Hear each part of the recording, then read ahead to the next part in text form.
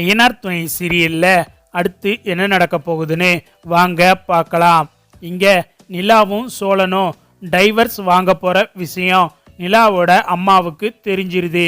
தெரிஞ்சதும் மதியை கூப்பிட்டு, மதி, நான் கேள்விப்பட்டதெல்லாம் உண்மையா? நிலா டைவர்ஸுக்கு அப்ளை பண்ணியிருக்கான்னு கேள்விப்பட்டேன். அது உனக்கு தெரியாமல்லாம் இருக்காது. ஏன்னா உன்கிட்ட இந்த விஷயமா பேசி இருப்பா. என்னாச்சு சொல்லு அப்படின்னு சொல்லிட்டு தேன் கேட்கவும், அத்தை என்ன சொல்றீங்க? இங்க இருந்து போகும்போது கூட அவ சோழனோட ரொம்ப நெருக்கமாக தானே இருந்தா. சோழனுக்காக நம்ம வீட்டையே எதிர்த்து பேசிட்டு தானே போனா. அப்படி இருக்கும்போது எப்படி அவ டைவர்ஸுக்கு அப்ளை பண்ணுவா? நீங்க சொல்றத என்னால் நம்ப முடியலையே அப்படின்னு சொல்லிட்டு மதி கேட்கவும், நான் கேள்விப்பட்டுட்டு தான் உன்கிட்ட கேட்குறேன். உனக்கு தெரியாத மாதிரியெல்லாம் நடிக்காத. கண்டிப்பா இதை பற்றி உன்கிட்ட நிலா சொல்லியிருப்பா. உண்மையை சொல்லு அப்படின்னு சொல்லிட்டு மறுபடியும் மதிக்கிட்ட தேன் கேட்கவும், நீங்க இப்போ கேட்கறதுக்கு என்னால் இது எவ்வளவு தூரம் உண்மை பொய்ங்கிறத சொல்ல முடியாது. ஆனால் இதுக்கு முன்னாடி சோழனை டைவர்ஸ் பண்ண போறதா என்கிட்ட ஏற்கனவே அவ சொல்லி வச்சிருந்தா. ஆனால் அப்போ அவங்க ரெண்டு பேர்த்துக்கும் இடையில அந்த அளவுக்கு ஒரு அண்டர்ஸ்டாண்டிங் கிடையாது. ஆனால் நம்ம வீட்டுக்கு வந்ததுக்கு பின்னாடி அவங்க ரெண்டு பேரும் அவ்வளவு ஒரு அந்யோன்யமாக இருந்தாங்க. அதை நம்ம கண்ணால் எல்லாருமே பார்த்தோமே. அப்படி இருக்கும்போது நிலா எப்படி டைவர்ஸுக்கு அப்ளை பண்ணியிருப்பா? எனக்கு அதான் டவுட்டாக இருக்குது. ஒருவேளை நீங்கள் கேள்விப்பட்டது தப்பாக தான் இருக்கும் அப்படின்னு சொல்லிட்டு மதி சொல்லவும், அதெல்லாம் இல்லை, நான் யாரோ சொல்கிறத வச்செல்லாம் உன்கிட்ட கேட்கல. இதை பற்றி சோழனே எனக்கு ஃபோன் பண்ணி சொன்னான் அப்படின்னு தேன் சொல்லவும், என்ன அத்தை சொல்கிறீங்க? சோழன் உங்களுக்கு ஃபோன் பண்ணாரா அப்படின்னு மதி கேட்குறாங்க. ஆமாம் அப்படின்னு தேன் சொல்லவும், சோழன் சொல்கிறத நம்ம எப்படி நம்புறது? சரி, சோழன் சொன்ன மாதிரி நீங்கள் காட்டிக்கிட வேணாம். நம்ம யதார்த்தமாக கேள்விப்பட்ட மாதிரி நிலா கிட்ட போய் கேட்கலாம் அப்படின்னு மதி சொல்லவும், சரி, அவளை எங்கேயாவது வர சொல்லு அப்படின்னு தேன் சொல்லவும், நிலா சென்னையில் தான் ஒரு கம்பெனியில் வேலை பார்க்குறா. வேணா நம்ம அங்கே போயிடுவோம். அங்கே போயிட்டு ஏதாவது ஒரு ஹோட்டலுக்கு அவளை வர சொல்லி என்ன ஏதுன்னு கேட்போம் அப்படின்னு மதி சொல்கிறாங்க. சரி அப்படின்னு சொல்லிட்டு ஏதாவது ஒரு காபி ஷாப்பில் போய் இருந்துக்கிட்டு அவளுக்கு ஃபோன் பண்ணி வர சொல்லுவோம். அப்போ அவள் வருவா. இது எந்த அளவுக்கு உண்மை பொய்ங்கிறத அவகிட்ட நம்ம கேட்டு தெரிஞ்சுக்கலாம் அப்படின்னு தேன் சொல்லவும், சரின்னு சொல்லிட்டு மதி நிலாவுக்கு கால் பண்ணுறாங்க. என்ன அண்ணி, ரொம்ப நாள் ஆச்சு எனக்கு ஃபோன் பண்ணி, இன்னைக்கு என்ன அதிசயமாக ஃபோன் பண்ணி இருக்கீங்க அப்படின்னு நிலா கேட்குறாங்க. இல்லை நிலா, நான் உன்கிட்ட ஒரு முக்கியமான விஷயம் பேசணும் அப்படின்னு மதி சொல்லவும், என்ன அண்ணி, என்னது முக்கியமான விஷயம் அப்படின்னு நிலா கேட்கவும், இல்லை, நான் உன்கிட்ட நேரடியாக வந்து பேசணும். நீ வேலைக்கு போகிறதா கேள்விப்பட்டேன். உனக்கு எப்போ ரெஸ்ட் இருக்குமோ அப்போ நேரில் பேசுவோம். உனக்கு சாயந்தரம் 5 மணிக்கெல்லாம் வேலை முடிஞ்சிரும்ல, அதுக்கப்புறம் நான் உன்னை சந்திக்கிறேன் அப்படின்னு மதி சொல்லவும், அப்படி என்ன அண்ணி முக்கியமான விஷயம்? எதா இருந்தாலும் ஃபோனில் சொல்லுங்க. ஏன்னா என் அண்ணன் அப்பாவை எல்லாம் நம்ப முடியாது.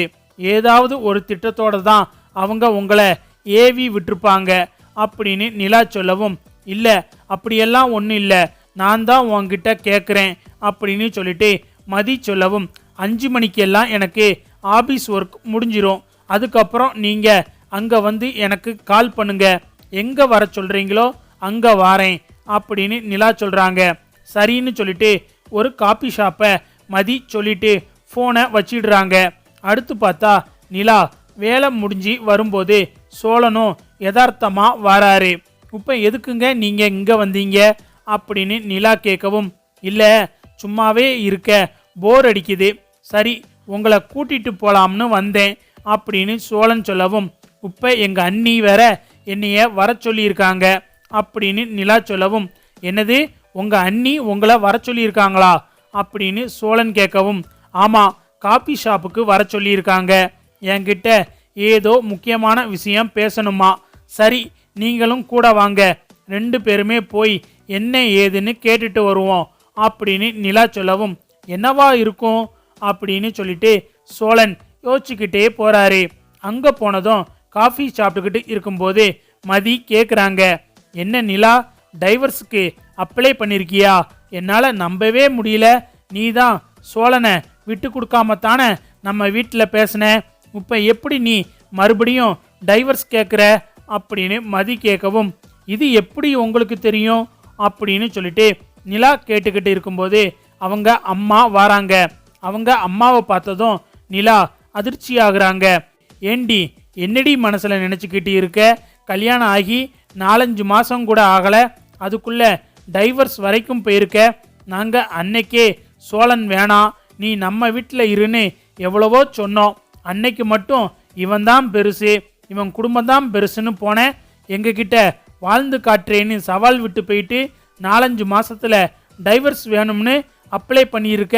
இது எங்களுக்கு ரொம்ப கேவலமா இருக்கு.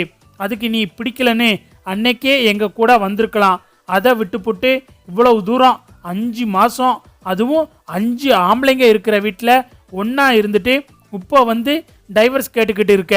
இதெல்லாம் உனக்கு நல்லாவா இருக்கு அப்படின்னு சொல்லிட்டு தேன் வாய்க்கு வந்தபடி பேசிக்கிட்டு இருக்காங்க. அம்மா, கொஞ்சம் நிப்பாட்டுறீங்களா? இதுக்கு தான் அங்க இருந்து என்ன வர சொன்னீங்களா? ஏன் அண்ணி, அம்மா வராங்கன்னு சொல்லி இருந்தா நான் வந்திருக்க மாட்டேன்ல. எதுக்கு அண்ணி உங்களுக்கு இந்த தேவையில்லாத வேலை?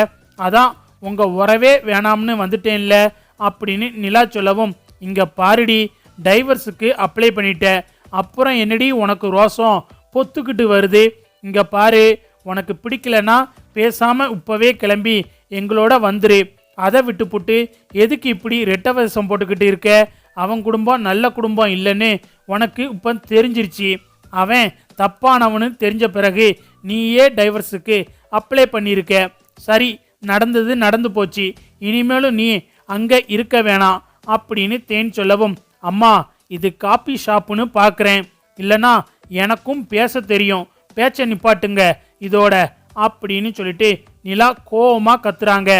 இதை கேட்டுக்கிட்டு இருந்த சோழன் வந்துட்டு, ஆகா, நம்ம சொன்னது இன்னைக்கு ஒர்க் அவுட் ஆகிக்கிட்டு இருக்கே அப்படின்னு சொல்லிட்டு, அம்மா பொண்ணு என்னதான் பேசுறாங்கன்னு பார்ப்போம் அப்படின்னு சொல்லிட்டு சோழன் அமைதியா இருக்காரு. இங்க மதி வந்துட்டு, எதுக்கு நிலா பிடிக்காத வாழ்க்கைய வாழ்ந்துக்கிட்டு இருக்க? பேசாம நம்ம வீட்டுக்கு வந்துரு அப்படின்னு சொல்லிக்கிட்டு இருக்காங்க. அப்பந்தான் பார்த்தா மனோகரும் அங்க வந்துடுறாரு. மனோகர் வந்ததும், நானும் எல்லாம் கேள்விப்பட்டேன். இங்க பாரு நிலா, உன்னை நாங்க உன் இஷ்டத்துக்கே விட்டுடுறோம். இப்ப என்ன, இங்க இருந்துக்கிட்டு நீ வேலைக்கு போகணும், படிக்கணும்னு சொல்லிக்கிட்டு இங்க வந்து எல்லாத்தையும் செஞ்சுக்கிட்டு இருக்க. இதை நீ நம்ம வீட்டில் வந்து செய் அப்படின்னு மனோகர் சொல்றாரு. இன்னைக்கு இப்படி சொல்லி கூட்டிட்டு போயிட்டு நாளைக்கு அந்த லூசு பயலுக்கு என்ன கல்யாணம் பண்ணி வைக்கவா அப்படின்னு சொல்லிட்டு நிலா கோவமா கத்திக்கிட்டு இருக்காங்க. ஏன்னா சோழன் விஷயத்திலேயே உங்களுடைய குணத்தை நான் பார்த்துட்டேன், அதனால நான் வரமாட்டேன் அப்படின்னு நிலா சொல்றாங்க. இங்க பாரு நிலா, நீ இப்படி பேசுறது தான் எங்களுக்கு மனசு கஷ்டமா இருக்கு. என்னதான் இருந்தாலும் பெத்த பிள்ளை இந்த அளவுக்கு வசதியா இருந்துட்டு இப்ப இங்க வந்து ஏன் இப்படி கஷ்டப்பட்டுக்கிட்டு இருக்கணும்? ரெண்டாவது, அவனை பிடிச்சிருந்து அவனோட வாழ்ந்தா கூட பரவாயில்ல, அவ மனசுக்கு பிடிச்ச வாழ்க்கைய வாழ்ந்துக்கிட்டு இருக்கான்னு நாங்களும் இவ்வளவு நாளா இருந்தோம். இப்போ நீ டைவர்ஸ் வரைக்கும் போயிட்டு அந்த வீட்டில் நீ தங்கியிருந்தேனா அது ரொம்ப அசிங்கமா போகும். சொல்றத கேளு நிலா அப்படின்னு சொல்லிட்டு மனோகர் எவ்வளவோ கேட்டுக்கிட்டு இருக்காரு. வெளியே வரீங்களா ஒரு நிமிஷம் அப்படின்னு சொல்லிட்டு நிலா எல்லாரையும் வெளியே கூப்பிட்டுட்டு வராங்க.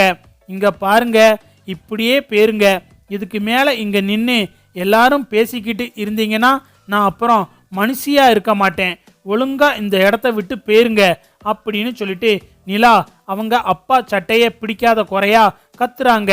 அப்பந்தான் மனோகர் வந்துட்டு சோழனை பார்த்து, இவ்வளவுக்கும் காரணம் நீதானடா, என் பிள்ளை வாழ்க்கையே கெடுத்துட்ட அப்படின்னு சொல்லிட்டு சோழன் சட்டையை பிடிச்சி சோழன் கன்னத்துல ஓங்கி ஒரு அறை விடுறாரு. அப்பா, என்ன பண்ணிக்கிட்டு இருக்கீங்க? கையை எடுங்கப்பா அவர் மேல இருந்து. இப்ப எதுக்கு எல்லாரும் இங்க வந்து பிரச்சனை பண்ணிக்கிட்டு இருக்கீங்க? இப்ப என்ன, உங்களுக்கு நான் டைவர்ஸ் பண்ண போற விஷயம் தெரிஞ்சு போச்சு. இப்ப அந்த முடிவை நான் மாத்திக்கிட்டேன், போதுமா அப்படின்னு நிலா சொல்லிடுறாங்க. என்னது, முடிவை மாத்திக்கிட்டியா? அப்ப அப்ளை பண்ணதெல்லாம் பொய்யா அப்படின்னு மனோகர் கேட்கவும், ஆமா, ஏதோ ஒரு வேகத்துல நான் அப்ளை பண்ணிட்டேன். இப்ப நான் மொத்தமா அந்த முடிவை மாத்திட்டேன். நான் சோழனோட சேர்ந்து வாழலாம்னு முடிவு எடுத்துட்டேன். இங்க பாருங்க, அவர் கட்டின தாலி கொண்டு என் கழுத்துல தான் இருக்கு அப்படின்னு சொல்லிட்டு தாலிய நிலா எடுத்து காட்டுறாங்க. இனிமே எங்க வாழ்க்கையில நீங்க யாரும் வந்து தலையிட வேணாம். நான் தேடின வாழ்க்கை இது. இத நானே பாத்துக்கிறேன்.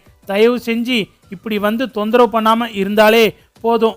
இப்ப இந்த இடத்த விட்டு போறீங்களா அப்படின்னு சொல்லிட்டு, வாங்க சோழன், நம்ம வீட்டுக்கு போகலாம் அப்படின்னு சொல்லிட்டு சோழன் கையை பிடிச்சுக்கிட்டு நிலா போறாங்க.